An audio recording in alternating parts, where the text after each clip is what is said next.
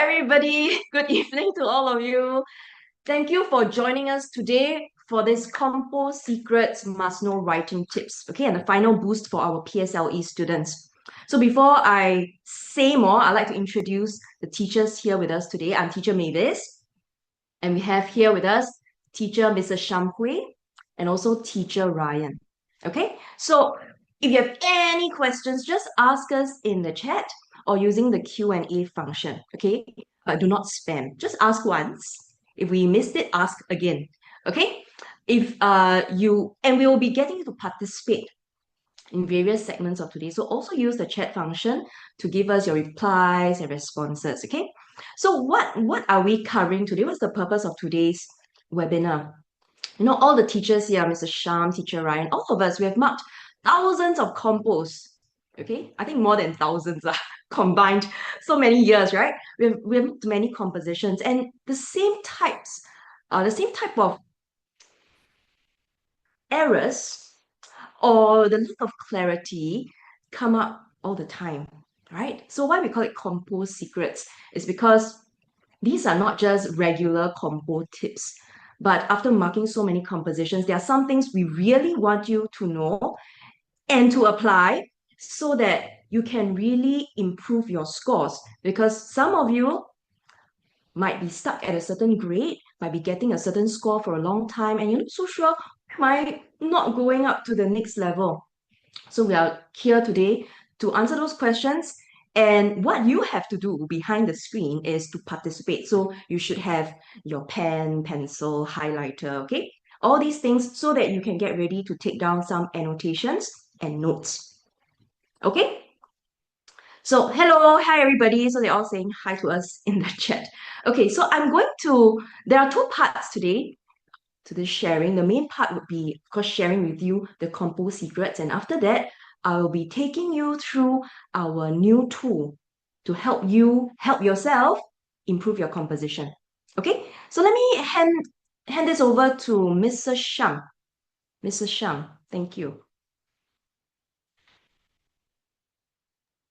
Okay, can I be heard clearly? Yes. And the screen can be seen. Well done. Okay, so welcome to Compo Secrets. I was just taking the chance to scroll through all the participants. We are seeing very familiar names. So many of them are very diligent and they are joining us for all our learning webinars. So well done. Thank you. I really appreciate you taking time out this evening to join us again to learn some tips before your PSLE. So there's several weeks more to your exam. And this is a booster guide for acing your PSLE composition. So let's look at this common scenario. I'm going to type A, B, and C here. Which of these or how many of these are your concerns? Can I see in the chat? Let's have the teachers have a feel of your main concerns. Do you panic because you look at the title and you say, oh no, I've never written this, not between primary 1 and primary 6. I've never written this topic before, never seen it before. And then some of you, this is a common scenario in class, right? Teacher Ryan and teacher Mavis, they stare at their papers and then they don't start. Or C, they write halfway and then they ask, what if I can't finish? What if I'm off point? What if this or that? So what do we have, Mavis? A, B, or C? Everything. Oh no, please don't tell me A, B, and C. Some of them say A's, all. lots of A's. Lots of A's. Lots of C's as well. Okay. So I hope we are not in for a combo meal, not A, B, and C. It cannot be that you see a topic and you have never even considered writing it, because some topics, they may sound challenging at first, but there are ways to break it down. Okay, so let's look at how to do it. So there's no need to panic. We are giving you a guide to help you develop a successful PSLE composition that stays on topic, demonstrates strong development, and maintains your examiner's interest.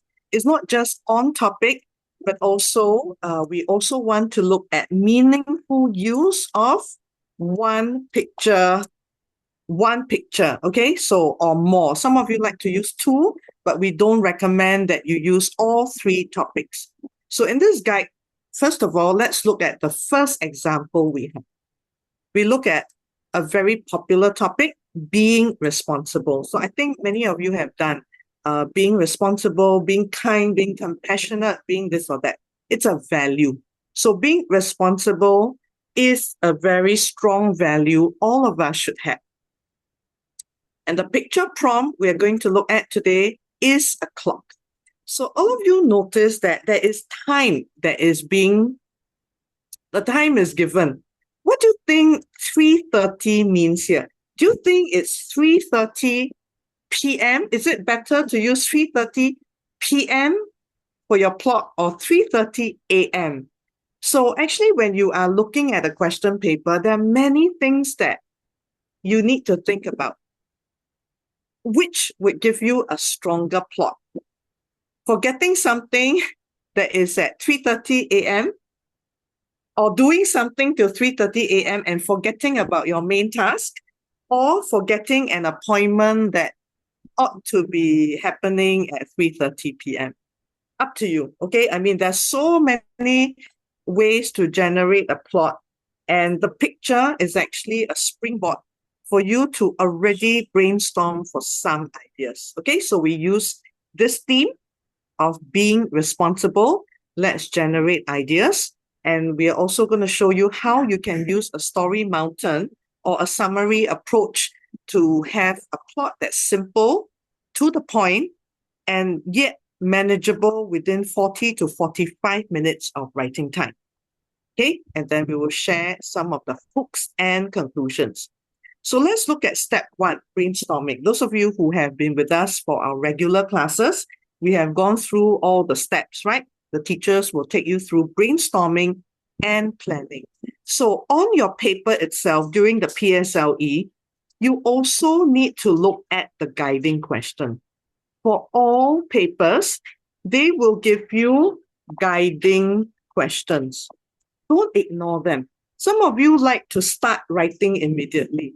Sometimes just touch wood, just in case you misread the question or you think your plot is relevant when it's actually not, look at the guiding question. Who needs to be more responsible? Also, what happened as a result of being responsible or irresponsible? In short, your compo cannot work unless somebody is missing out on this quality and develops it by the end of the story. Okay, then we look at the clock. Just now I asked you, is it 3:30 a.m. or 3:30 p.m.? Which one is better? Actually, if you look at international time, 03:03, you universally, when you say 30, it refers to AM, right? Because if it's afternoon, you would get something like 15:30, which is 3:30 p.m. But it's not a problem. So long as your plot makes sense, it hovers around this time.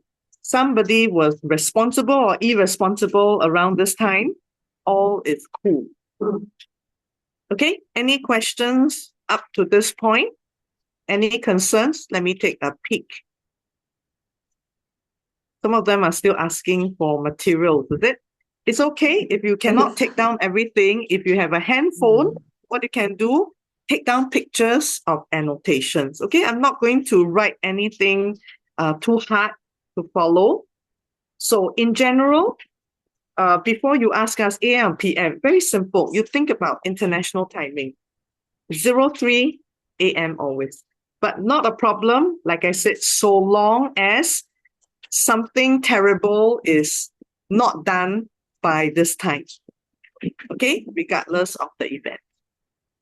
Then you can do a story mountain. Now, during an exam, many of you will be very anxious. Please don't spend time drawing columns, okay? We're doing this so that, because it's a webinar, we want you to see very neatly how a story mountain looks. But But in an exam, you could write notes at the side. Okay, you could write notes at the side. So your story mountain plan could look like what is at the bottom. But in general, let's revise. Your introduction should introduce the main character and setting. As a general rule, you want to avoid too many characters in any story. If not, it gets confusing. And your setting, please make sure it is directly relevant to the plot. Directly relevant to the plot. Do not have, something like a Kung Fu movie. It starts off with a mountain, you fight all the way down into the valleys, and then you end up in the ocean somewhere and back on land. Okay, the setting should be a unifying place for the entire compo as far as you can help it. Reason why? You are writing a composition, not a novel. Okay, not a novel. At most, you start on the roads and then your character ends up at the police station or in school or at a school hall. That's fine. Maximum 2 places, not all over the place. Next, you need to have a build-up. You need to have a build-up to lead your composition to a climax. And what is the climax? It is the most exciting part of your story. So if it's being irresponsible, then this plot where your climax is must be the point in time when a mistake or something horrific takes place because of the act of the irresponsible person. So this must be the climax, not anything else. Because once you can hit this, after that, you have the scrambling, to solve the problem. Or, somebody gets scolded, marks are deducted for a terrible presentation. That is the falling action. And when you write a conclusion, you always have an outcome, reflect on it, and whether there are lessons to be learned from it. So I had a lesson just yesterday, primary 4, and some of them are saying, must I really conclude? Why can't I just end my story like that? Okay, now you are older and wiser. You know you need a conclusion. You have a start, you have a beginning, you have a middle, and you have an end. This is the reason why you enjoy watching movies. If every movie ends off very vaguely, you will walk out frustrated. You may not want to watch the sequel, even if there is. So there must be some kind of closure. And for this story, you might want to have something very simple. Okay, simple why? First of all, I always recommend this, addressing the theme right at the start. Have a clear idea that you are on task about describing an irresponsible person or a person who has already become responsible because he has learned a bad lesson.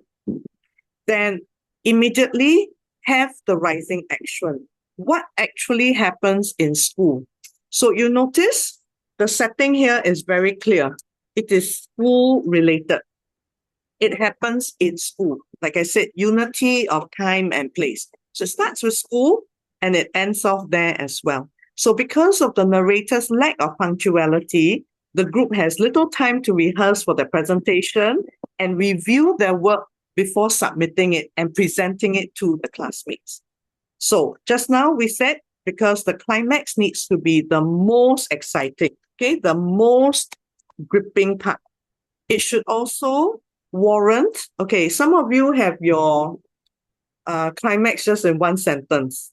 Then the unthinkable happened. And then after that, because you only have 10 minutes left, you don't wrap it up properly. Now, the climax, I think, I always recommend this. At least, Teacher Mavis, what do you recommend? I always say 1 to 2 paragraphs. 1 to 2 paragraphs to capture the horrific moment when something goes wrong during the presentation. What do you think, Teacher Mavis or colleagues? I think 2 paragraphs. I think 2 paragraphs is fine. Again, it depends on how you paragraph, right? Yeah, So if it's a bit of if they dialogue. write short dramatic sentence, then maybe Yeah. 3 short paragraphs, and with dialogue maybe, but definitely Yeah. not one line only. No, Okay, no. so this is the point. I think we want to also tell them before you get to the climax, how many pages should you write? Okay, so let me make clear, not recommended. Not recommended, okay, as in to have 3 pages leading up to the climax. Okay, so some of you want to start with your usual alarm clock, clouds, and whatnot. Not recommended to have 3 or more rambling pages. Actually, you don't need so many pages to get to the main idea, because if you do that, you may run out of time. Okay, so you make sure all these are very economically written, described very well. Then you have the bad thing happening. Falling action, okay, whether the teacher scolds, marks are docked, teammates are very upset. All these you have to document in the falling action. And the conclusion, a reminder again, there should be at least 1 paragraph on its own. Okay, not stuck to anywhere else. 1 paragraph. So am I clear about this?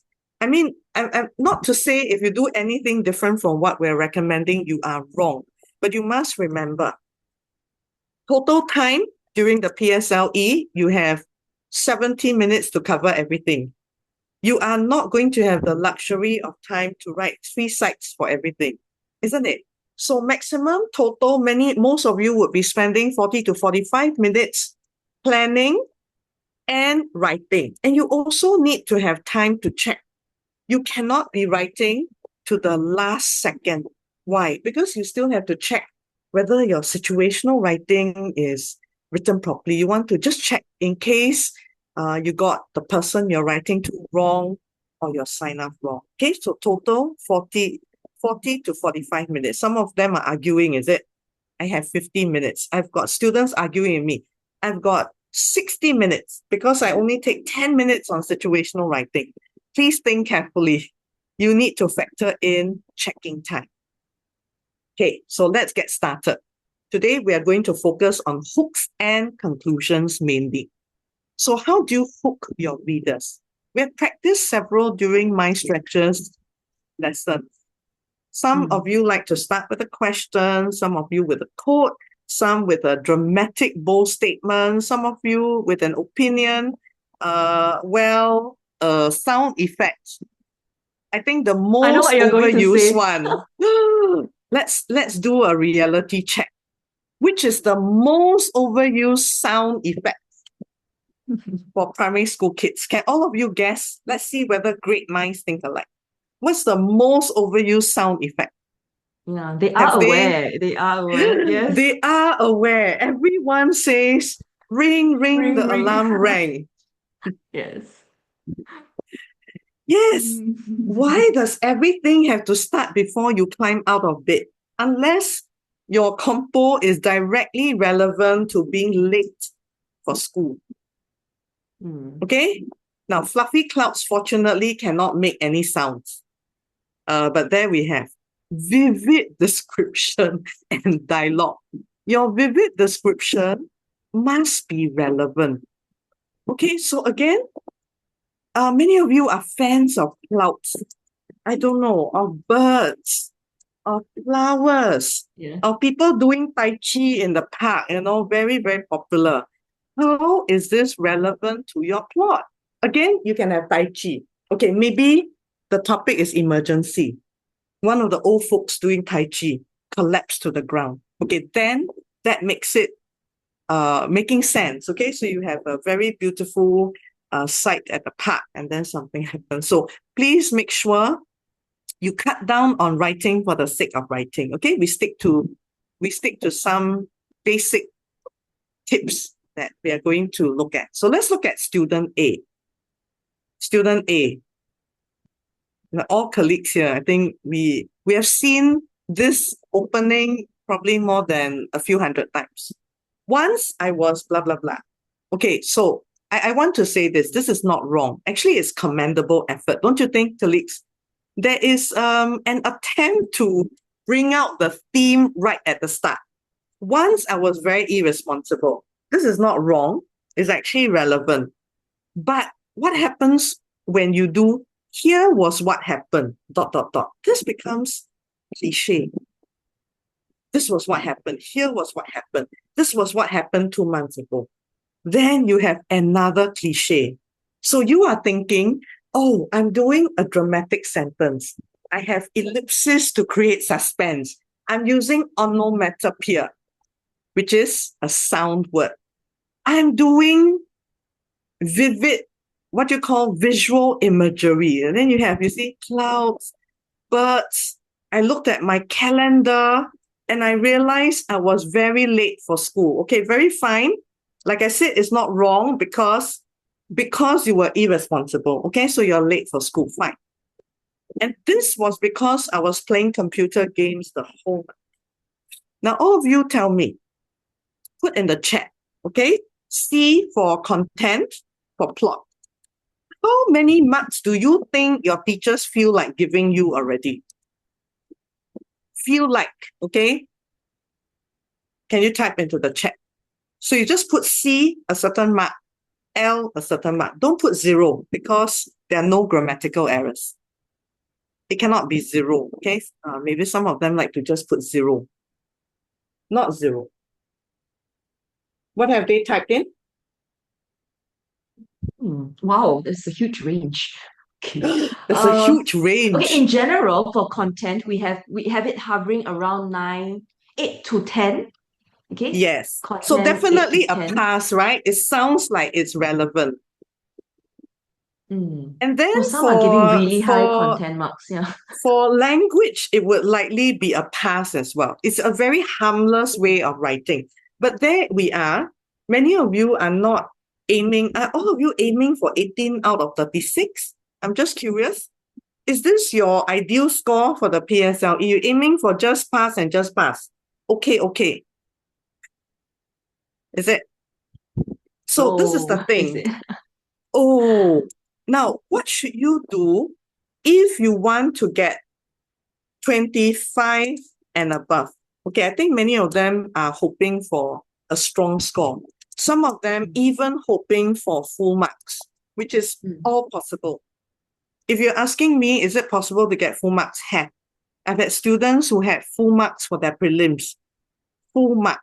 Even though there are a few tiny errors, the teachers awarded them full mark because in general, there's no problem with the entire piece of work. It is possible. So this is the thing. Don't panic. Irresponsible, okay, you think. If you need to do a presentation, you need to save things on the computer. So if you're irresponsible, you don't save things well and disasters will happen.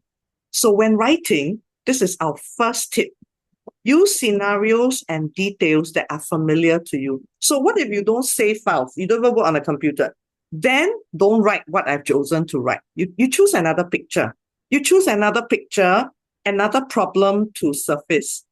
Okay, but many of you have experience working on social studies projects in primary 5, on science presentations. Some of you have taken part in the Olympiad. You know what it's like to have to do research and have to save information. So have you put aside, in general, have any of you put aside important things just to play? Okay, I also put my hands up. I used to be a basketballer. I would push everything else to after I played enough basketball and hung out with my friends. All okay? So yes, you can raise your hands. Then next I'm going to ask, how many of you have had the painful experience of losing files? I'm talking about computer files, documents before. What about how many of you have accidentally deleted paragraphs without realizing? You cut and paste and then you forget to back button and then you save it and then you realize instead of a whole compo, you only have ring, the alarm bell rang, and then your last paragraph, this incident will be etched in my head forever. Right? So many of us have done silly things like that before. Then what do you see on the screen? Is it something like that? Oh, PowerPoint recovered your presentation, but some content could not be restored. And you know what's very cruel about this situation? Okay, law. You can only press okay. There's no undo. There is no going back in time, right? PowerPoint cannot open the file because part of it is missing or corrupted. Then anyone can tell me what happens if you press this. Try to recover. You might only get one slide, one page back instead of your 35-page slides. Then if you press OK, oh dear, then you are permanently without your full slides. Either way, this sends you into panic. I think many of us have gotten into this kind of situation before. So, many of you are very good with computers. Why don't you just put it in? Huh? Can I code the computer? Why not? This is better than, can you remember what was the original? Have you been irresponsible before? Once I was very irresponsible. Here was what happened. Ring, ring, the alarm rang. Ring, ring, the alarm rang. What about the alarm? How about you start at the setting itself in school already? So you know how school teachers go, right? Okay, thank you. Please sit down. Group 1 will start presenting. Okay, Monica, would you like to start your group? Okay, Monica, please go up. And all your teammates get ready. In 5 minutes, we will start presenting. Now, I hope, Monica, this instills a lot of panic in you. Right? You open the file, you click, and then PowerPoint recovered your presentation, but some content could not be restored. So this typical error will send shivers up your spine. It's the, oh no, okay? Immediately, if you could WhatsApp Everett Munch, the scream-inspired emoji would come up. PowerPoint cannot open the file because part of it is missing or corrupted. And then you try to recover files. Last save, 3:30 a.m. And worse, you do this when your laptop is connected to your class board. Everyone can see this 3:30 a.m. What on earth are you doing at 3:30 a.m.? Monica, playing Roblox? Or scrolling, doom scrolling through TikTok? On the projector screen was my irresponsibility. Broadcast for all to behold. Who is all? Your teammates who would feel really angry with you, your form teacher, impatient because, your subject teacher, because there are 5 more groups to go through. Usually the presentations are all in one day. You're holding everyone up. 24 slides reduced to 11. I stared at my laptop screen in horror. Watching 3 weeks of our group's research vanish because I had been too tired to save the file properly. And this is the thing. Why were you so tired? Is it because you were working on the PowerPoint slides? Or were you playing too hard? So there you have it. You don't need very difficult words to write a good introduction. So all these are free. You see all these error messages very often. Or you watch memes and people griping over things that have happened. Then you have vivid description. Your irresponsibility is put on the screen, is there already. Everyone can see. If you're the group leader, you don't even have the PowerPoint slides. It points to your incapacity to do work properly. Okay? And you notice there's no difficult vocabulary, but concrete numbers. 24 reduced to 11. I don't need to say, oh no, many of my slides are gone. Now, between many slides are gone, let me type here. Some of you like to do this, very vague. Many things were not there. How is this as powerful as 24 slides reduced to 11? So some of you are mathematically trained very well. This is more than 50% of the slides gone. 24 to 11, you're missing 13, which means your presentation cannot succeed. No one will be able to see how much work your group has done, right? So the topic and actually the picture are both addressed. You have the 3:30 here. This is the main problem, irresponsibility, sleeping late, not doing work. And then you have the topic of irresponsibility being done. So let's look at another topic. Somebody wrote this.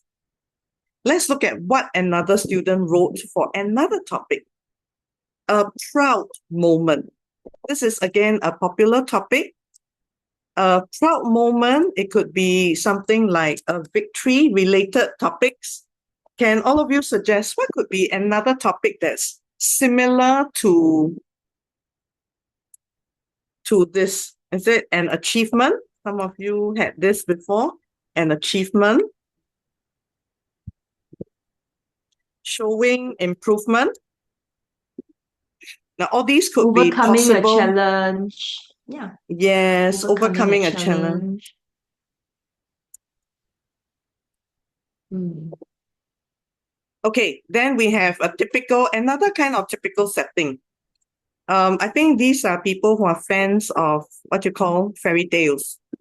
But they know once upon a time is a little bit far-fetched because it's not once upon a time. So they put once.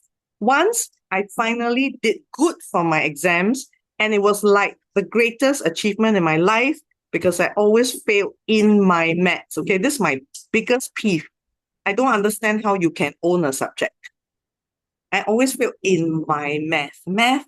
Mathematics is a subject. You don't own it. Okay, so some of these things, all of you, I'm going to mark on the spot and tell you, please avoid it. Okay, no such thing. And it was like, is this a simile? Teacher Mavis, is this a simile? Is this No, meant this to is be just a like a simile? filler. It's a filler here. Yes, once I asked one of my secondary 4 students when I was still teaching in school, I said, I won't say the girl's name out. I said, how is it you didn't finish your homework? And then she said, I was like sleeping. I said, so were you sleeping? Yes, I was like sleeping. And so I was like not finishing my work. So I said, is it a metaphor? Then she looked at me. She went, yeah, I was like sleeping. So were you sleeping or were you like sleeping? Are you just saying it because it's a filler word? So you have to avoid putting in things you say into your compo. And this is a common problem. Some of you are rambling freely to your friends and you take conversational English into your writing. Okay, so this is something typical a lot of kids and even adults do. I was never a Sigma boy unlike those in my friend group. I know Sigma is a word, okay? Greek alphabet. Can you do this? Are some of them telling you Skibbity is now accepted by Cambridge Dictionary? No, There are lots no of one said words. that yet. No one said that yet. What about friend group? What's a friend group? That made me feel really legit confident. And it was really a wonderful, this really, really wonderful feeling to see my efforts pay off. So I want to praise this writer. Why? I think the topic is being addressed. Okay, so let's also be positive. The topic is addressed. A proud moment. Here it is. Then you have an exam scene. So now, can we have everyone put in content? How many marks is this person to get? And what about language now? You notice there are no grammar errors. But how much would you give? How many marks would you give for content? Maybe should I just show them straight the model? Yes, we can do that. Okay, their marks are coming in. The marks are In coming general, in. content, yeah, some of them are really strict. But I think in general, it's about between, again, 9 to 12. Actually, 9 to 12 is a huge range. but they didn't fail. Most of them didn't fail for Yeah. content. It sounds like Language a is pass for worse. sure again. Language is Mm. worse. I want to know how much would they get? Sigma marks. Some of them put 6 for language, 9 for 6 for language. Yeah. language. Teacher 8. Monica, how many marks would you give, or Teacher Coleman? How many marks if you get a composition filled with Gen Z slang? I may fail, you know. I may You fail might this fail. person because if they don't connect, if they don't, explain properly, it's like, do you know how to use standard English? Yes, this is an English exam. It's not comedy. It's not trying to be popular exam. What about Teacher Ryan? How many marks would you give for language? If say the whole compo is written using casual language. Not very high.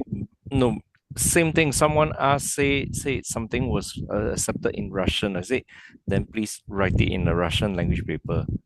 This is English paper. This is English paper, yes. Even if you want to use a word for effect, you might have to put it in bracket to explain what the word is. So you cannot put like, I had 2 plates of char kway teow. It's better you put, I had 2 plates. I wolfed down 2 plates of fried noodles. You understand? So all of you, please, there's a time to joke, but there's also a time you stop using some of the words you are so familiar with. Okay, so let me just bring you through to something which will work better. Okay, so let's look at this. How do you use, again, precise numbers? So I'm going to use this to, please don't scramble to copy, okay? What you can do is, you can start with a quote. So again, what can you quote? What your teachers write on your paper. Can all of you tell us in the chat, what you see on your cover page? What are some of the horrific things you have seen on your cover page? I'm just curious. Phrases, I think we know. Well done, excellent, keep it up. What about when you do badly? What are some of the things that actually appear on the screen? On your script, sorry. What did they put? No, they say the Yeah, teachers would write better things luck. like do better, see me after class. Yes, see me after class. Oh dear. So all these are believable, right? Did you even revise? Disappointing results. Okay, so you're being scolded. You're being scolded. Please don't put I scored 0. Okay, have a reasonable mark. This is what I say. You have to be realistic. So you have, usually on a page, you have your school logo, and then you have something circled. Teachers like to circle, and then sometimes they will write their remarks at the side. If you do well, you get a lot of stars and stickers and all that. But if you do badly, sometimes the teacher's writing can be rather violent, isn't it? I stared at the 56 out of 100 circled in crimson ink. You don't need crimson red ink because crimson is a shade of red, blood red. And Mrs. Tan's remarks at the top of my mathematics paper, feeling my stomach twist into knots. All around me, my classmates were celebrating their marks. So you want to build up the setting. You also have contrast. You are feeling sick to the stomach because you didn't do well again. Everyone else seems to have no problem with maths. I think this is when you set up your compo very well to improve so that you can have your proud moment at the end of the day, right? Despair overwhelmed me. So instead of I felt, so these are the little tips I hope all of you notice versus I felt. Look at how we have done it. Despair overwhelmed me versus I felt despair. Again, it's not wrong to say I felt despair, but if you can just learn this little trick, despair besieged me. Despair overtook me. Despair nearly knocked the wind out of me. It tells you how terrible, how low you felt. After weeks of revision and attending tuition classes, I had shown no improvement in my marks. So this is where you have another emoji, isn't it? It is the one with cascading waterfall tears, the despondency. So I hope all of you see this. Again, let's look at the two hooks. What you would have done is to undo slang words. Okay, so repeat. No slang or local words. Because this is an English exam. And what I said just now, if you had char kway teow, maybe it would be better. Say, for example, you said I had 2 plates of fried prawn noodles or fried noodles instead. Chicken rice is fine because chicken and rice are English words. And, okay, so these are the things to look out for. What about topic C? Okay, I got to go a little faster doing the right thing. Picture wallet with cash. So now, this is the thing. What is the right thing you did? What is it related to the wallet? So you must be thinking, finding or spotting a wallet with a lot of cash. Obviously, sometimes you don't need to open the wallet to know that there's a lot of cash. Sometimes you could see the color of the note sticking out. Is anyone, I get straight to the point, how many marks would this person get for language? That's my main question. Cumulus clouds suspended in the sapphire skies. Ladies and gentlemen, sapphires come in many colors. Yellow, orange, green, gray, black sapphire. There is what sapphire skies? And they're vouchers. giving What they're giving? like 16, 18, Huh, 17. 18. Okay, They're very let me impressed. read it first. Okay, I read it first. Cumulus clouds. Why? Is this what? Alliteration, is it? Rain clouds. Cumulus clouds suspended in the sapphire skies, and vouchers were circling, signaling freedom. I was voyaging along the corridor when something astonishing kidnapped my attention. I could not peel my eyes off what was hibernating on the floor. It was a stout wallet that was stuffed with $1 trillion worth of cash inside. Okay, let's really do a reality check. You read student A, B, and C. What is the language mark for this? Teacher Coleman, would you want to weigh in on this? Okay. I'll probably give him 12 upon 20. Okay. I mean, I'm 18. thinking secondary. Out of 18. 18.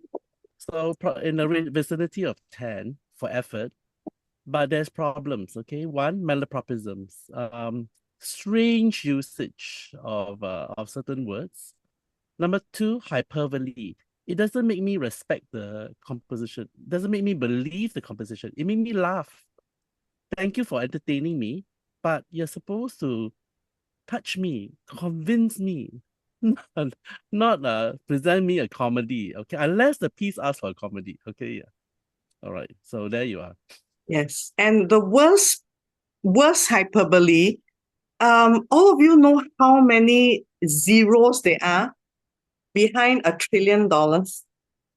Can you literally stuff $1 trillion into a wallet? Unless there's such a thing called $1 trillion note. So is this a strong hook? No. I think between the ring the alarm person and the one who wrote about Sigma Boy, I think at least I understood the second hook better than this. So make no mistake, yeah. If you write like this, you're not going to get any higher at all. Some of you think, if I write difficult words, then I score better. But what if you use the difficult words? Let me ask you, the eagle is an American symbol of freedom, of force, of might. What about vouchers? Anyone can tell me? We've done closed passages on vouchers before, I'm very sure. What are vouchers? Do they signal freedom? This is really a wrong use of metaphor, isn't it? Yes, they are scavengers. They eat anything and then they puke out things that they eat so as to take flight. Are you likening a cheerful atmosphere to vultures circling in the air? I think eagles would be better, or hawks would be better. And next thing, hibernation. Snakes and bears, they hibernate during winter. They do that. Do you say a wallet is hibernating on the floor? Are you trying to tell the teacher, oh, I know how to use personification? I'm personifying the wallet as a tired animal sleeping right through winter. Okay? Wrong. Okay? All wrong. So what is a better way to do it? What's a better way to do it? So let's look at this, okay? You can start with a simile. So all of you, please don't scramble to write. We will make this available on Telegram as well. You can start with a simile. The wallet lay on the ground like a spring test I had not prepared for.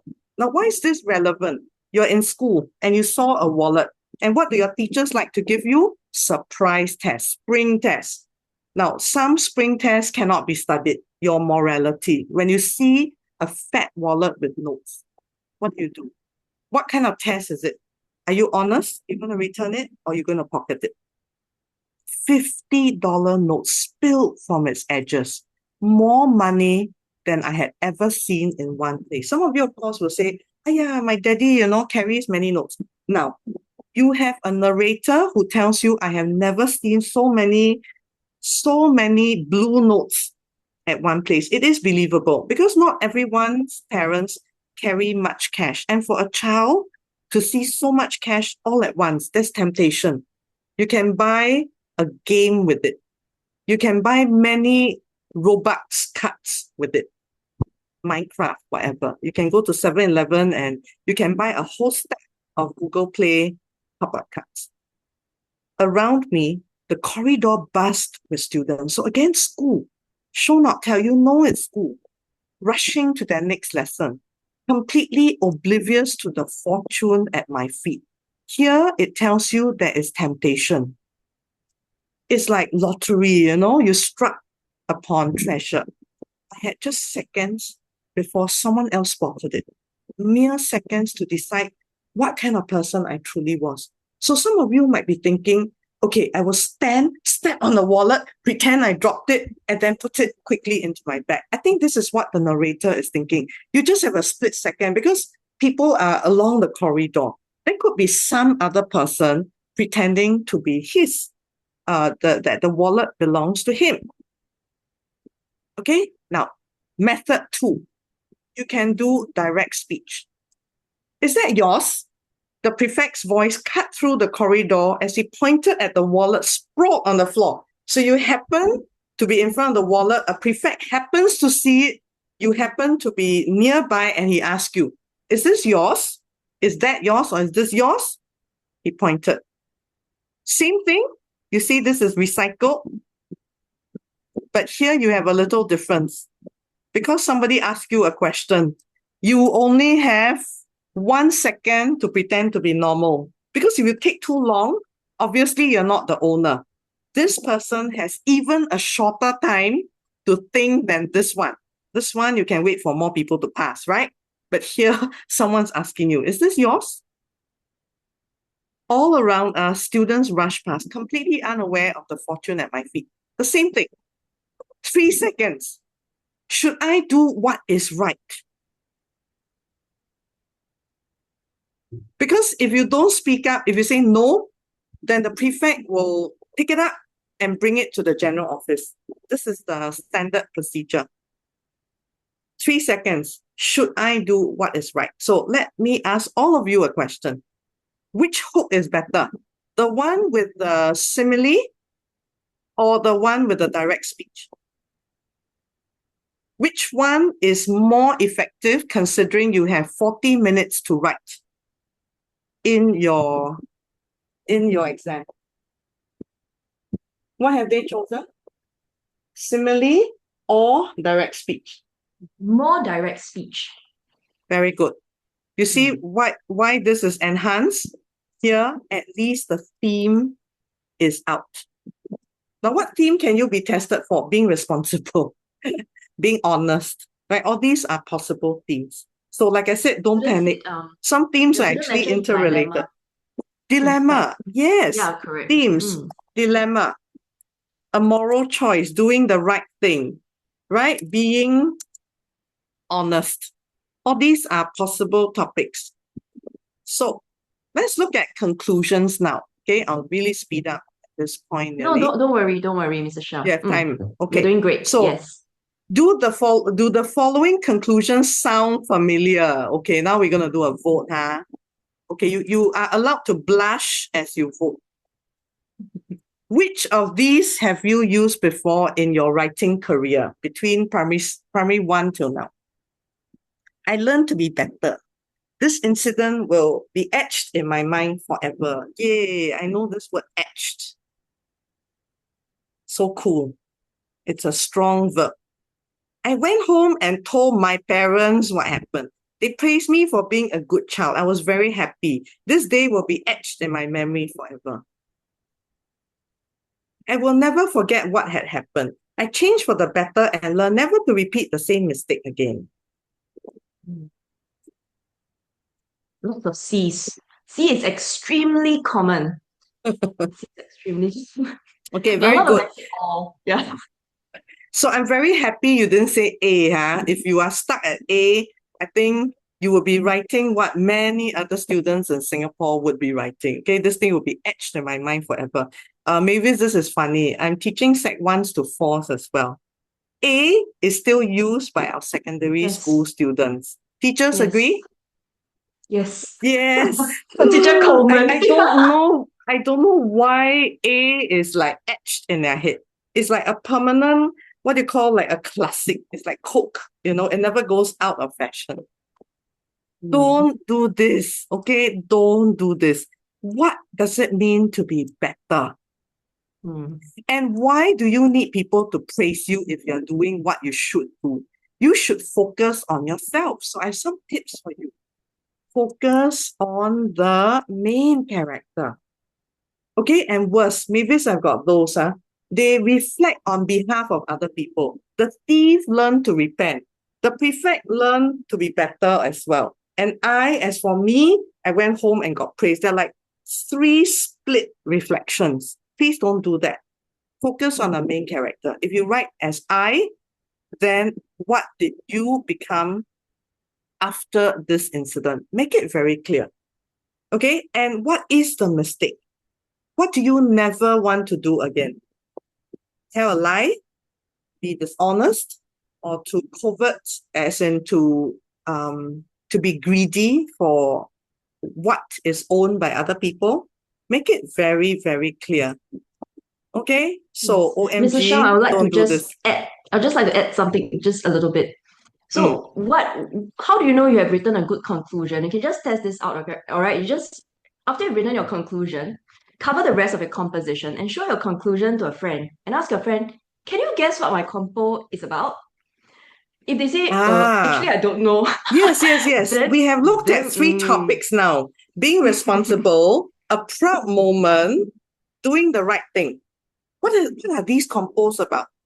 I learned to be better. What is the topic? I went home and told my parents what happened. They praised me. Is it being honest? Did you pass a test really well? Did you help someone in need and got a huge reward for it? What is the plot? Yes. Can you guess the specific topic?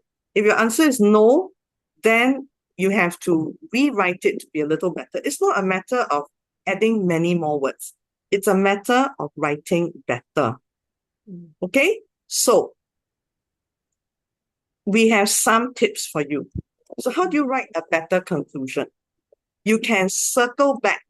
Okay, so we can circle back to the opening, show the character growth. Literally, what more or less did you become? Were you less prideful? Or you learn never to boast? what is the character growth? And circle back to the opening, which is whatever topic, if you're irresponsible, in your conclusion, you must reflect on how you became more responsible. Also, you need to reflect on the theme, which is the topic. And if you've done it in the opening, it makes sense to also close it. So these two are highly related.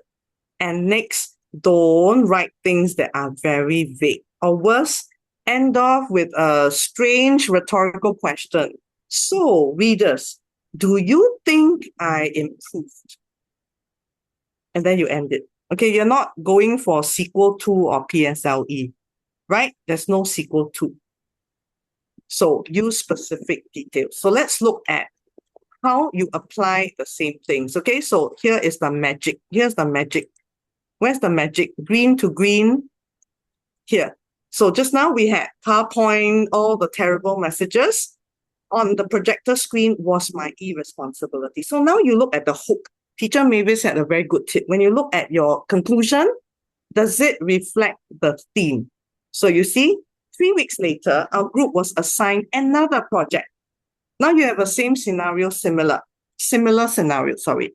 I promised to be the backup person checking everyone's file. Now, this is being very good. You're taking the initiative now. Now you're not the one having people wonder whether you will do your work.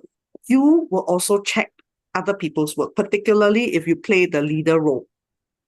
The memory of my teammates' disappointed faces that morning had taught me more about responsibility than any teacher ever could. So responsibility is not something you can memorize and become. So there you have it. My irresponsibility.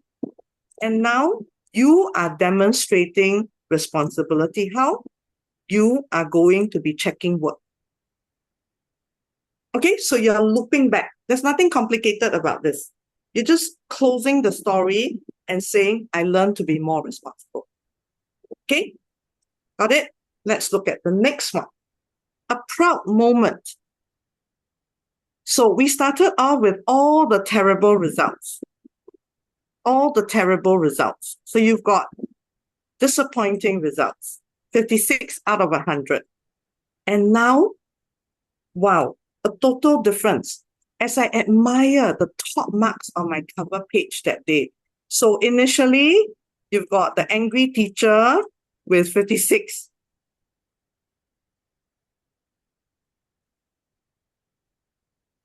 And now you probably see something like this.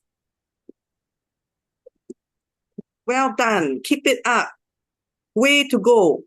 As I admire the top marks on my cover page that day, the same stomach that once twisted with dread, used to hate maths, now fluttered with pride.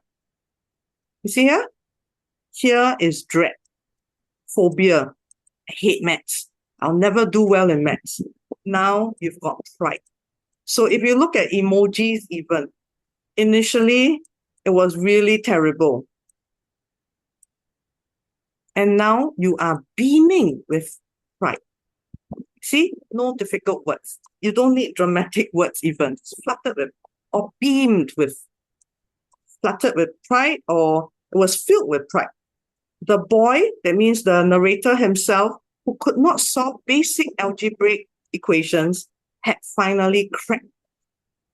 Initially, he said, attending tuition, revision, nothing worked. And here you have a moment of a breakthrough. So isn't it a proud moment? Isn't it a proud moment? Yeah? Fluttered with pride. So sometimes you don't need to have, this was the proudest moment of my life. You can have fluttered with pride. I think this word well replaces the whole idea of a proud moment. But some of you, I know, you want to be very safe. You can always put in, this was indeed the proudest moment in my primary school life or something like that, okay, in my life. So again, we had circled back to the opening. There's character growth. This person is more confident now, more positive-minded towards a subject he used to dislike. And there is confidence going forth that it is an achievement indeed worthy to be applauded. Okay, next one. What about doing the right thing? Doing the right thing. How would you end this? So maybe should we show them the model, or they let them Yes, do we a can. mini? We can show them. Oh, yeah, we can show them. Okay. So how about this? You return the wallet and you actually know who owned it in the end, because if you stay around long at the general office, you probably would see a boy rushing in there, coming out, looking so relieved, counting notes in the wallet to see that nothing is missing, right? Because every missing note is a $50. If it's for tuition fees, if it's for medical bills, if it's for family, every dollar bill counts. So here we have it. Seeing the immense relief, let me highlight in green, seeing the immense relief on the wallet owner's face as the prefect handed it back made my chest feel warm in a way I had never experienced before. So here you have a sense of pride in doing the right thing, in doing the right thing.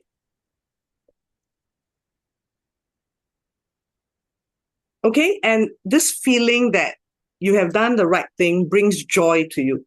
Because if you haven't done the right thing, say if he had pocketed the wallet, what would be the scenario? Can anyone tell me? If the narrator had kept the wallet, but being a busybody, he hung around the staff room or the general office, what would he witness?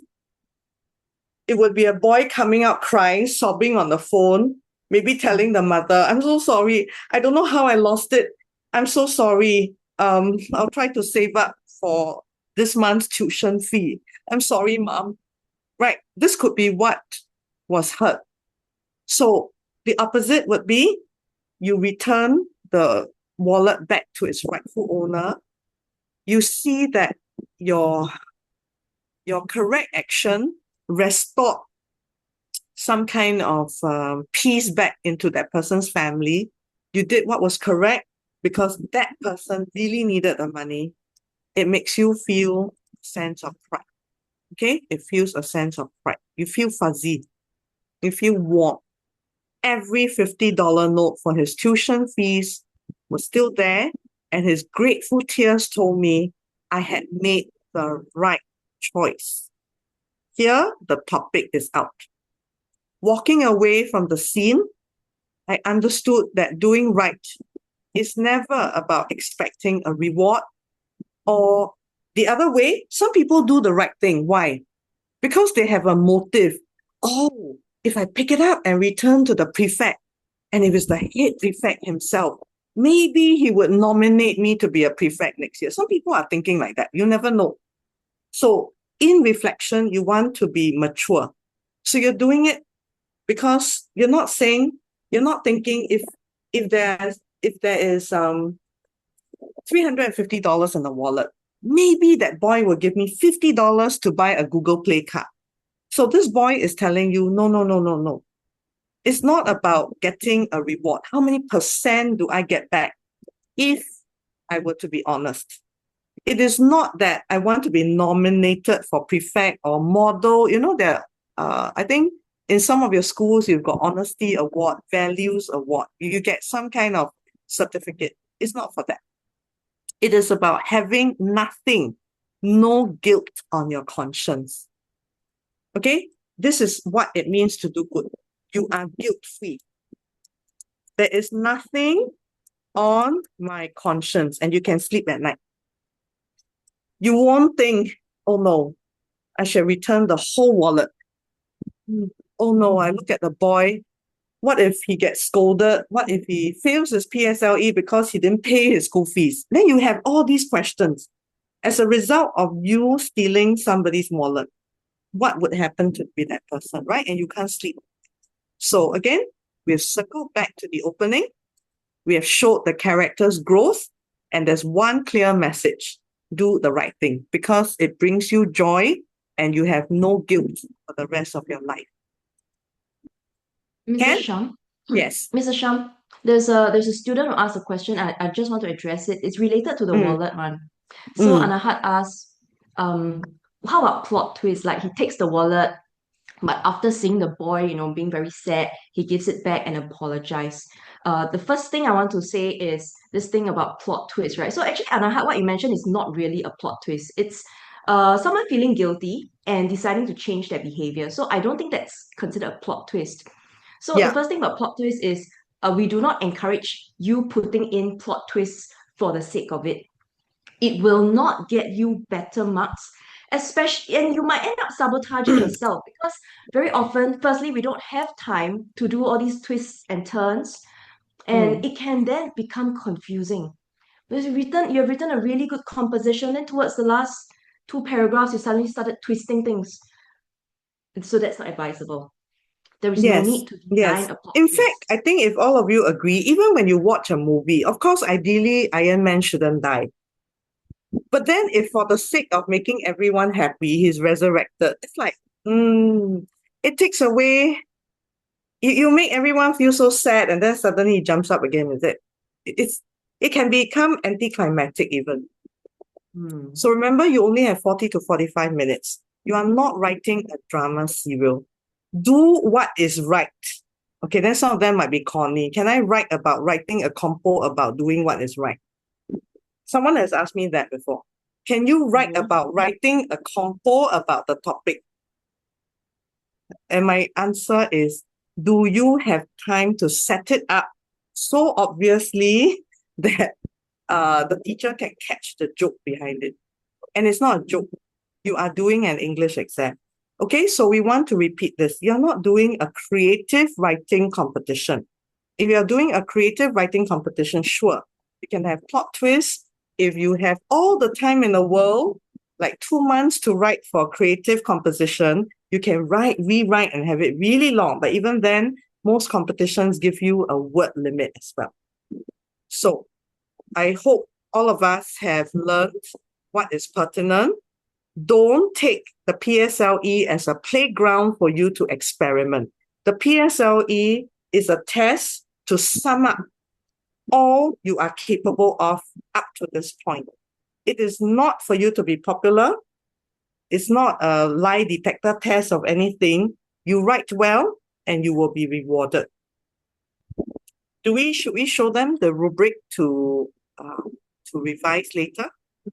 Meanwhile, I'll show the conclusion. Yeah, so let's go through the secrets. Okay, actually, it's not really secret.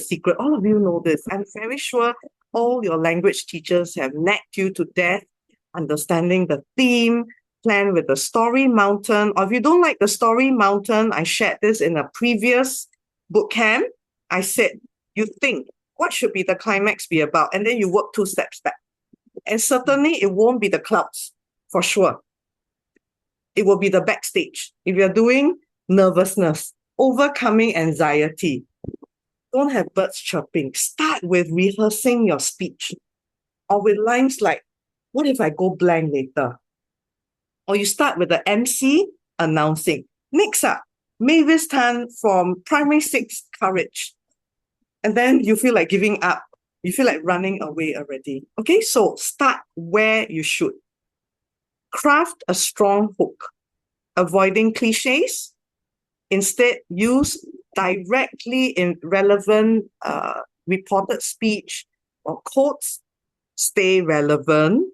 Okay, no irrelevant scenery, like I said, unless it is a mountain climbing expedition and the mountain climbing expedition ended in disaster, then you have a reason to be high up in the clouds and on some long and winding path.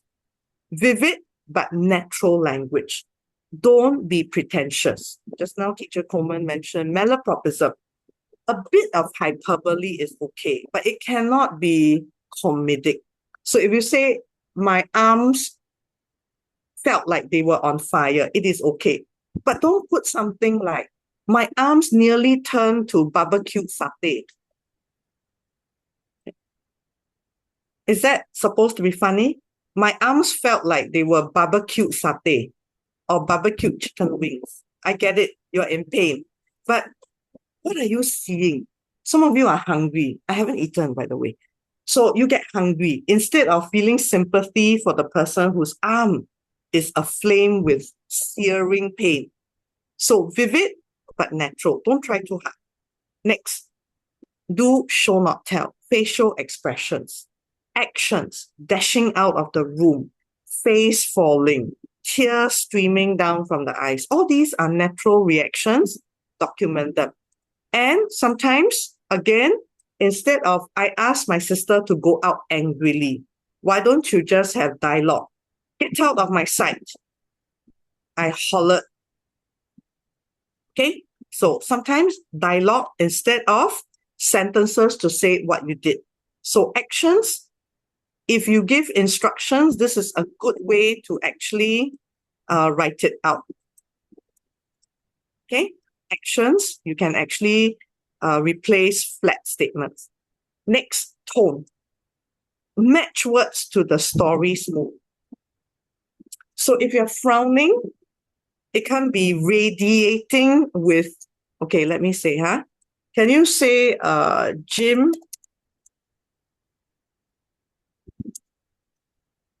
Is this okay, all of you?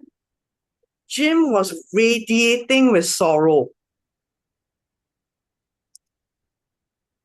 Yes, they say radiating with joy. Yes, Ayush. Radiating is radiating is like there's like you have a glow coming out of your face or your body, right? Is this second one okay? Jim plunged into the depths of joy. No. Plunge. Usually plunges with something that is downfalling, right? So you have beaming faces. That's why you've got those sunflower, Murakami, all the cheerful faces. So you don't want to write things like that. You ascended, you are on cloud 9. You actually ascend, you don't plunge. So all these are actually wrong. So keep the tone appropriate. And also facial expression. Like you can't say congratulations. She moaned sadly. Right? And when you console someone, cheer up. You don't say I sulked as I said it. What you sulk when you're trying to console a friend. You're making a friend feel worse. And lastly, write conclusions that work. Okay? Write conclusions that are connected to the theme. And also remember to circle back to the opening. So your theme should mirror the front or become an exact opposite version of that value that you used not to have, but now you are showing. Okay? Any questions so far? Any more interesting questions we have? Tobias is saying that these combinations are cursed. These These terrible combinations are cursed. How are they cursed? Oh No, dear, this we one, have... the radiating with sorrow and the plunging into radiating with depths of sorrow. joy. But Yeah, there these are are cursed, students is who it? do that because they're thinking radiation is filled with. You see, this is the whole problem. When they write, I am filled with something, the teacher will say, use a stronger verb. Okay, then they're thinking filled with. So they will think radiating. Filled with joy, radiating. And then they end up using radiating for every other extreme expression or feeling, which is wrong. So all of you need to revise, look at word collocation, because once you can catch this, many of you will actually do better for close passage at least, because you will know what kind of words would go with other kinds of words. You won't make a mistake of having a positive word pair up with a negative word. Okay, we're not into paradoxes here. Any other questions? Thank you, Miss. What about colleagues? Anything to share with them? We can type it all here. See, Mr. Sham, while we are going to spend a few minutes here. If you have any questions or you want to share with us what came up for your prelim, you can do it here. And I'm going to show all of you something that we posted on Telegram, okay? And we got all of you to vote. Should I stop sharing? I will replace your sharing, yes. So, can everybody see our Telegram channel? Yes. Okay. So on Telegram, we got everybody to vote. We put up A, B, C, D, E sentences, right? It's like, yes, okay, now tell us, if you have to describe the feeling of panic, which ones are like the best? So all the options were picked somehow. Okay, 77% it's E. E is a good expression. Okay, so if you picked it, that's great. Short dramatic sentence and even using metaphors or even personification. No words could capture the panic, like catching it, clutching at my throat. So these are personification. So it works. That means you cannot talk. No words coming out of your mouth. Okay. What about trembling like a leaf? 24%. This is a simile. It's fine. I was trembling. I was shaking like a leaf. This is a very common simile. So no problem, right? What about the 52%? My heart nearly stopped as panic took hold of me. This is fine. This is a good phrase. Panic took hold of you means you cannot control anything. Okay, your heart is stopping. Then we are left with three more. Panic was like a robber looting my senses. Many people picked it actually, 44%. Now, at first glance, it looks very vivid and exciting. But if you look closer, you think about the imagery of a robber looting. And Yes, not just especially those looting. French robbers, those that wear horizontal striped shirt with a gunny sack. Panic Yeah, was like a robber looting my senses. I'm seeing a comic come up, yeah. almost like the So guy who's jailed in Monopoly, and becomes funny. yeah, it's very effective. And looting your senses means what? You lose your five senses? Like, what does it really mean? It's not very effective, okay? If you don't use it, well, suddenly very scared, I did not know what to do. This is firstly not very vivid or descriptive, and suddenly very scared doesn't look very idiomatic, okay? The last one, I was as frightened, this is a simile, right? As a helpless kitten in the cold. Again, imagery, helpless kitten shivering because of cold, low temperatures. Does it match panic? Okay, so what we are seeing here is, and what we're trying to tell you is, when you want to use metaphors, you want to use imagery, that's great. But make sure that the imagery that you're putting in your readers' minds match the mood and your intention, okay, of expressing that idea. So you must always check. Don't write vivid phrases for the sake of it or so that you can try to impress someone. Okay, always be very intentional. Okay, now this message is our latest message there, and it's going to be linked with what I'm going to share you in the next 12 minutes. Okay, we have developed a tool called compocoach.com. And I'm sure many of you have gone on to try to create an account. Now, we have removed the restriction to use the schools.edu.sg email because we realized that it might be blocking the verification code you're supposed to receive. So do use your personal email addresses, okay? Use your personal email to create an account. And you can try, upload, get the feedback as necessary. I'm going to demonstrate it to you now. It will be free until the end of September for everybody. Okay, so let me now switch my screen share. If there's anything teachers you want to address, you could do that now. Please note that this is a British exam, so do avoid American English at all costs. Is that clear, everybody? Okay? It is not okay. All right, so please remember that. Thank you, Teacher Coleman. Yes. Be consistent, right? Our papers are set in using the British English, so we write using that as well. Okay, so once you create an account in Compo Coach, today we have with us Teacher Venu as well, who has been working behind the scenes very hard to develop this tool. Okay, so if you have any questions with regard to the use of it, you could just post it in the chat. We'll try our best to help you out. Now, the moment you have created an account, you have verified, you put in a verification code, you will come to the dashboard when you log in, like what you see here, the dashboard, okay? Mine's a teacher's account, but it's very similar. It's very similar to yours. So what do you do the moment you're here? Okay, the first thing, just to try using it, of course, you must have written a composition. You must have written a composition based on a topic and one of 3 pictures. So you have that ready, okay? You have that ready, and then when you click Submit New Composition, you will be taken to this page. Okay, so when you click Submit Composition, you'll be taken to this page. Now, this page, on your student account, you won't see name and grade, but you'll see composition title. So put in the composition title. Why is it important?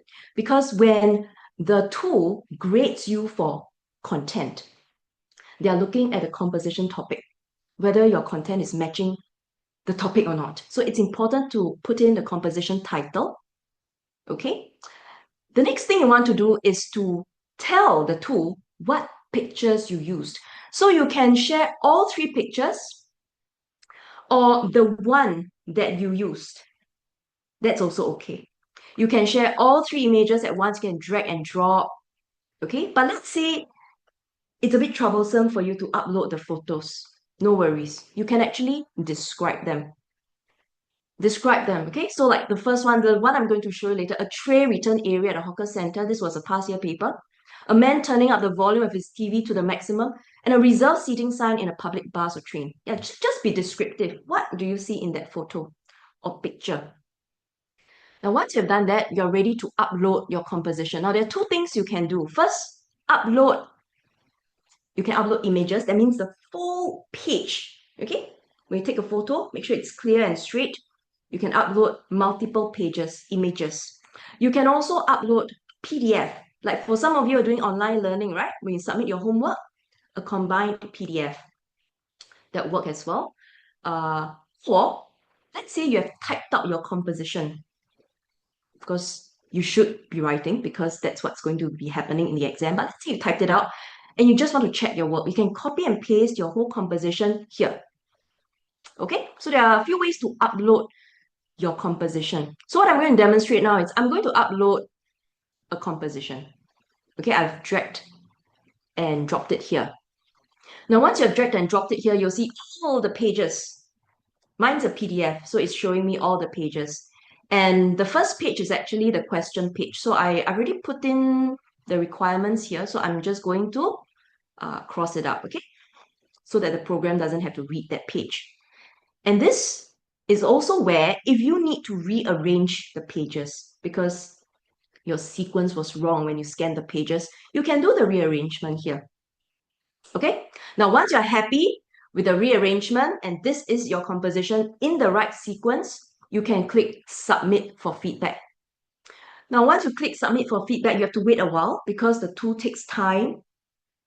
The tool takes time to read the handwriting, okay, trying to decipher what you have written and so on. It will take a while. Once it has done that, you will come to this page, okay? So it will show you what you have put in and what it is. So if at this point you realize that because of my poor handwriting, it misread something, I'm going to edit it here, okay? So this is for you to do a final check before the program marks your work. So just make sure that everything is proper. When you click Review and Generate Feedback, you will eventually then receive your report. So this is a sample report. You can also find that on our landing page, okay? When you click compocoach.com, this is the sample. So this is student Jane, okay? She's in primary 6, and these are the things she submitted. And this is her composition. Now, there are 2 views when you want to see the kind of feedback given to you by Compo Coach, okay? So there's the annotated view, which looks like that.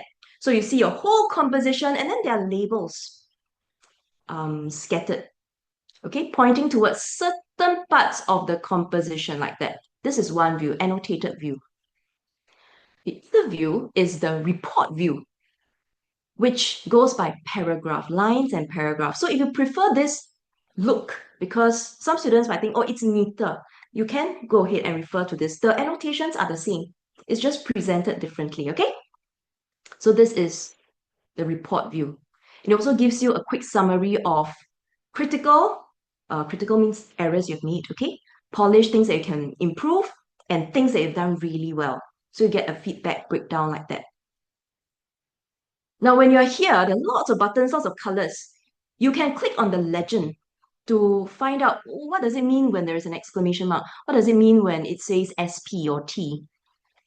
So that when you are going through the annotations, you know what Compo Coach is trying to tell you. What do you need to work on, okay? So you can always click on legend to find out. There are 4 main buttons here, not buttons, color code. Critical means errors. Polish means you can express something more clearly, better. Okay, praise would be good job, good use of language, and suggestion.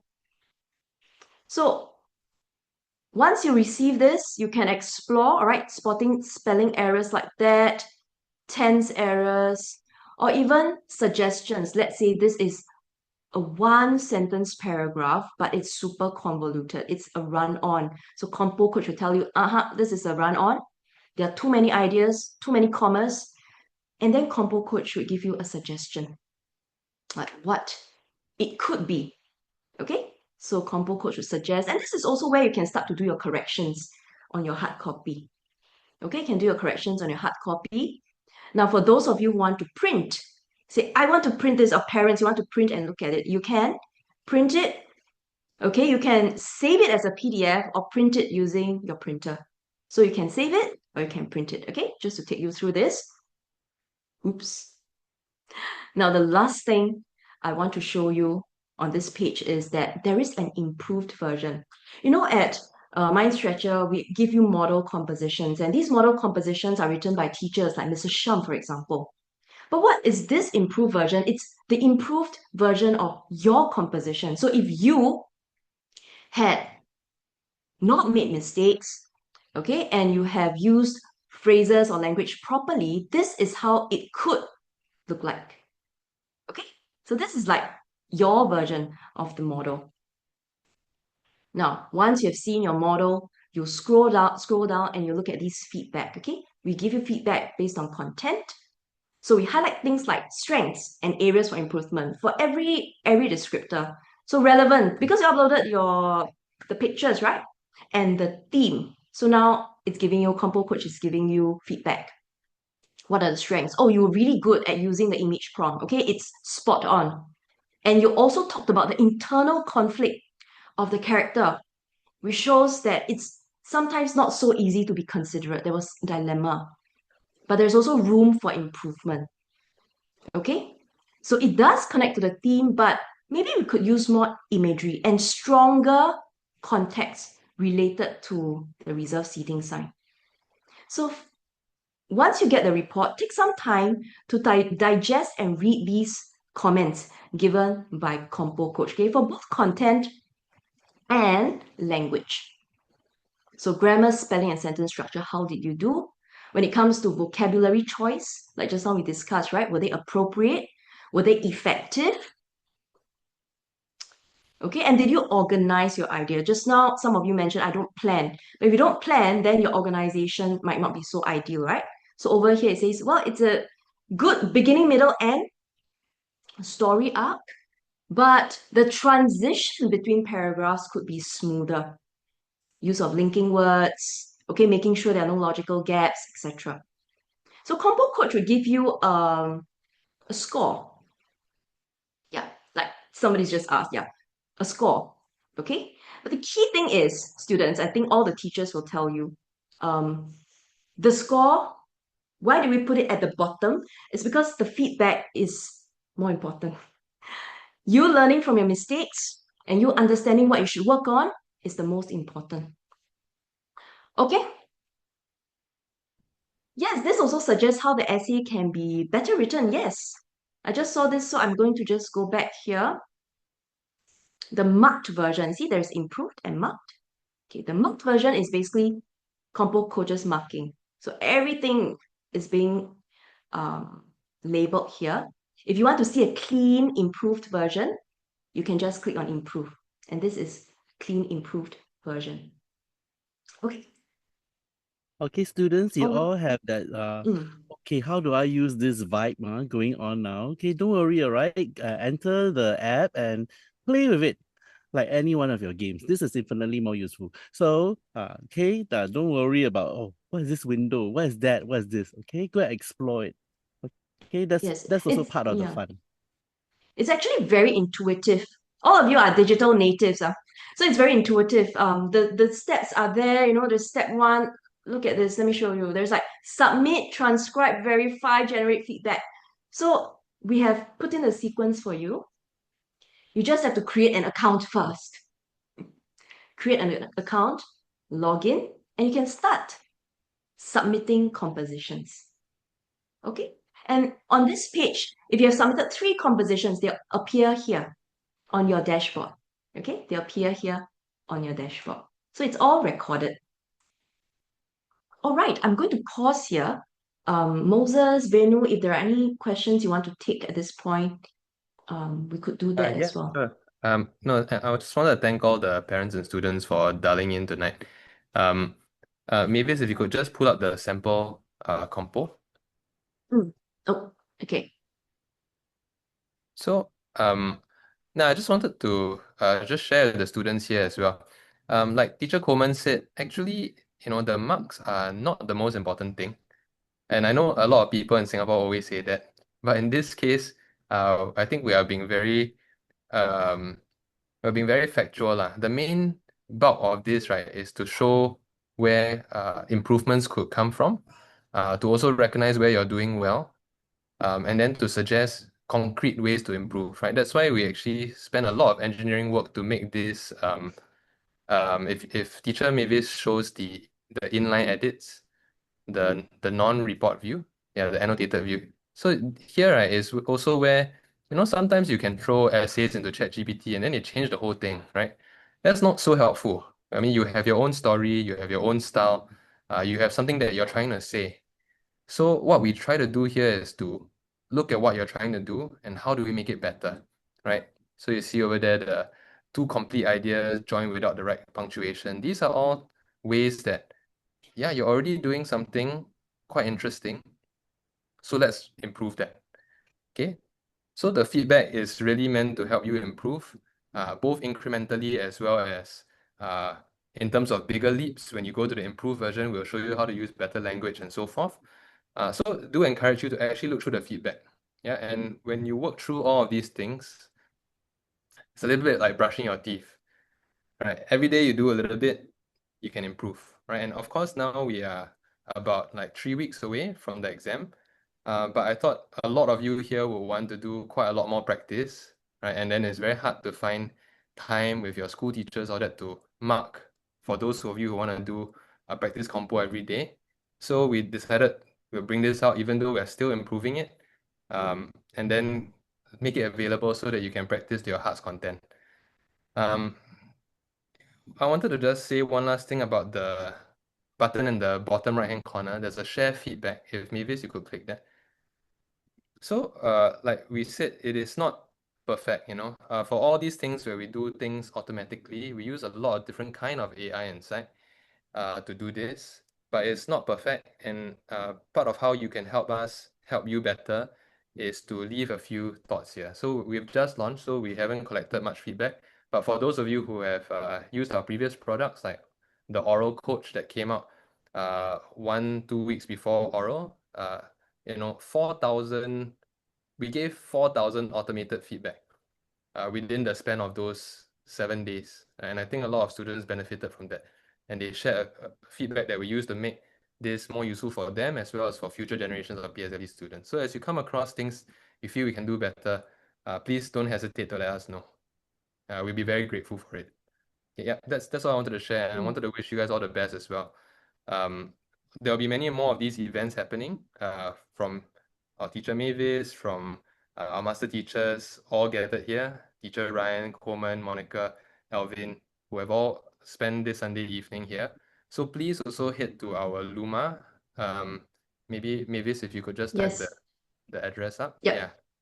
So I mean, maybe a lot of people are always ask you to subscribe to things, but I think here we are quite consistent in how much value we are willing to provide at no charge. We view this as a core part of your mind structure experience, and we're very, very happy to be able to reinforce these with all of you at the right time. So please, if you haven't already, join us on luma.com/mindstretcher. Right, and we have a ton of things. There's questions coming in about when are we going to revise paper 2 and all that. Don't worry, if you're worried about it, chances are we are more worried about it than you are. So we are very, very happy to be here for you. And if you need any help, please reach out. Okay?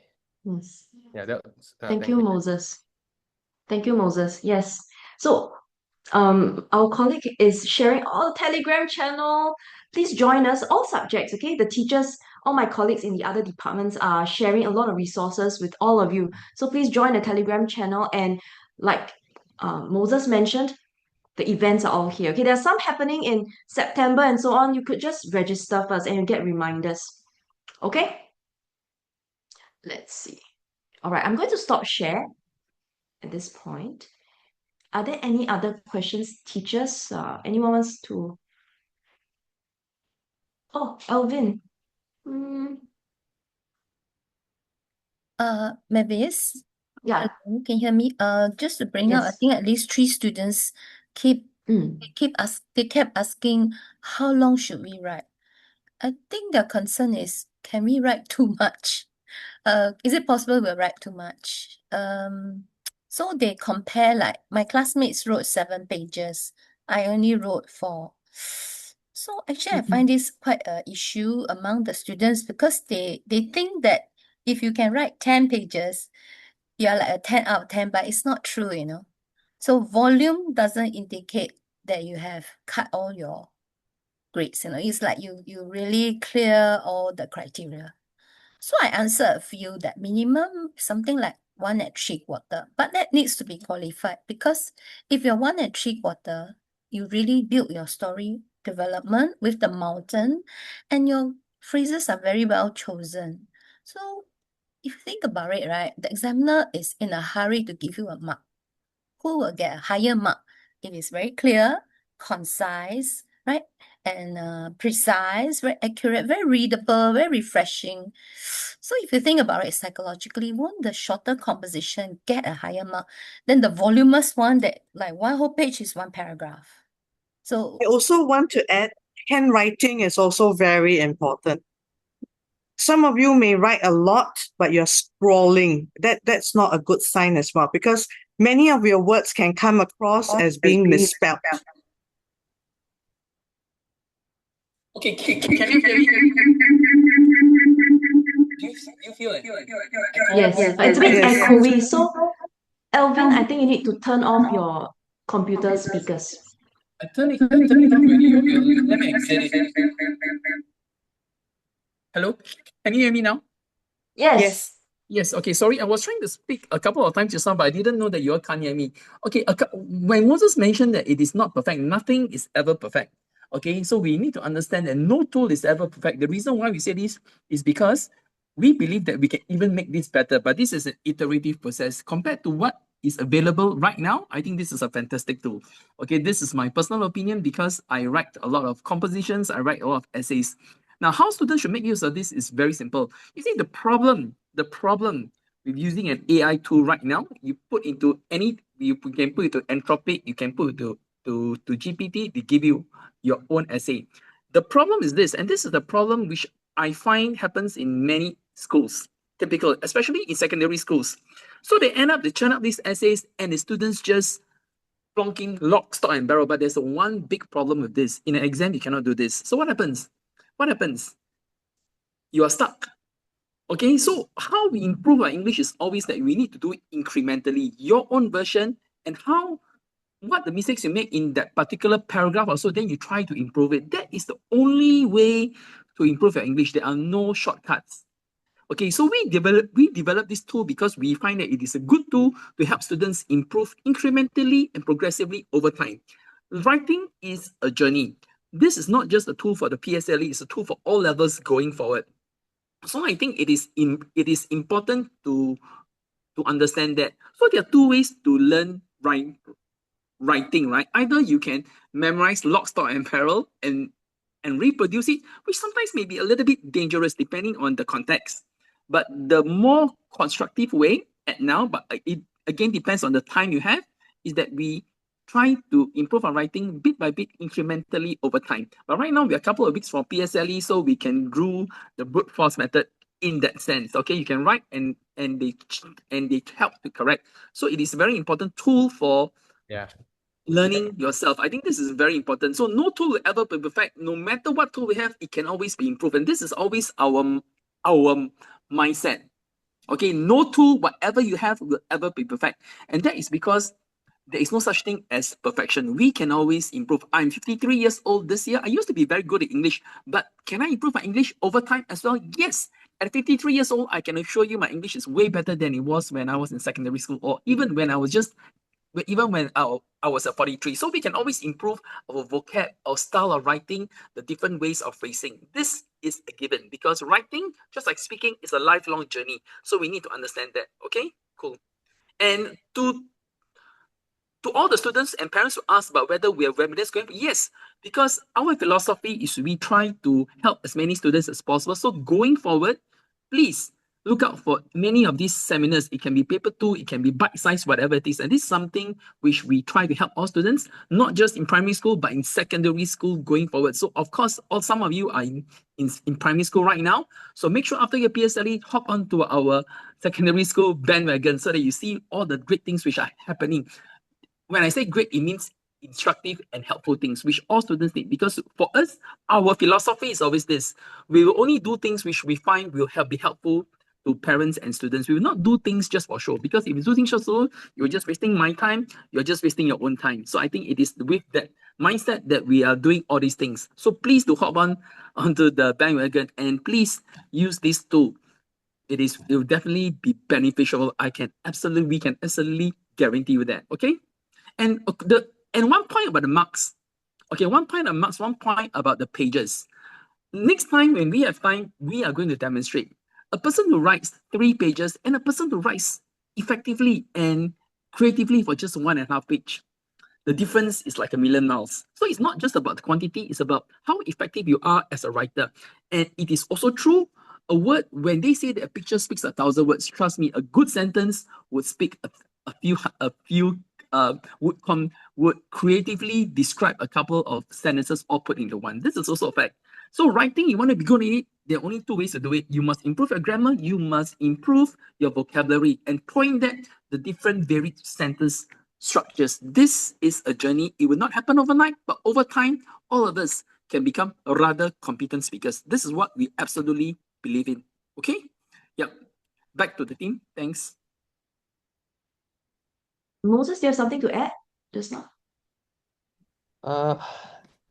No. I think Evan put it very well already. Yeah. As in, I Okay. was gonna say that for those of you who are chionging, I mean, I have been there as well. We have all chiong, and then we will memorize a couple of like vocabulary. We'll memorize some like good phrases, even some good paragraphs. And for me, in like Chinese O levels, I memorized full essays lah. Okay, so we've all been there. No shame to do that.